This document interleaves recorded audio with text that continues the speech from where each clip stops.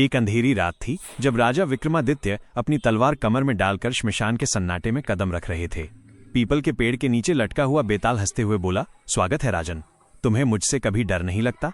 विक्रम शांत स्वर में बोले, विक्रम को सिर्फ धर्म से डर लगता है, प्रेत से नहीं।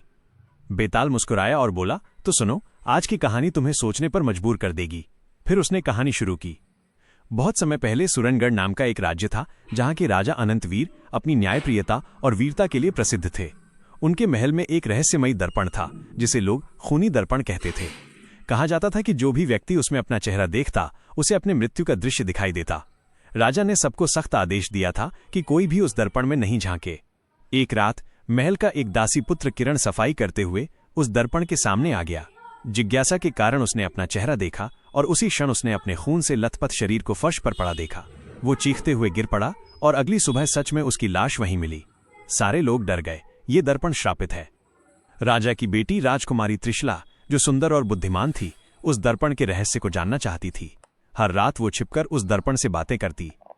एक दिन उसने पूछा, दर्पण, क्या मेरे पिता सच में न्यायप्रिय हैं? दर्पण से आवाज आई, नहीं, तुम्हारे पिता पापी हैं।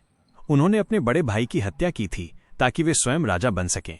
ये सुनकर त्रिशला का दिल दहल गया। अगले दिन जब उसने अपने पिता से ये पूछा तो राजा क्रोध में बोला, ये सवाल मत करना, वरना तुझे भी उस दर्पण का श्राप लग जाएगा। लेकिन त्रिशला ने सत्य जानने का निश्चय किया। रात के तीसरे पहर उसने उस दर्पण के सामने खड़े होकर मंत्रोच्चार किया और कहा, हे दर्पण, जो भी सत्य है मुझे दिखा। अचानक दर्पण चमक उठा और उसमें त्रिशला ने देखा, उसके पिता अपने भाई को तलवार से मार रहे हैं। तभी दर्पण बोला, यदि तुम मुझे तोड़ दो तो ये सत्य सबके सामने आ जाएगा, लेकिन तुम्हें अपनी जान देनी होगी। त्रिशला ने बिना डरे दर्पण तोड़ दिया। तेज प्रकाश फैला और उसी क्षण राजा अनंतवीर की देह जलने लगी।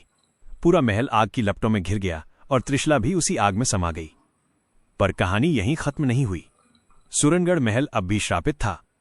हर पूर्णिमा की रात उस महल में त्रिशला की आत्मा दर्पण के टुकड़ों की रोशनी बनकर घूमती थी। सालों बाद एक वीर सैनिक अर्जुन उस महल में पहुंचा। उसने कहा, मैं इस आत्मा को मुक्ति दूंगा।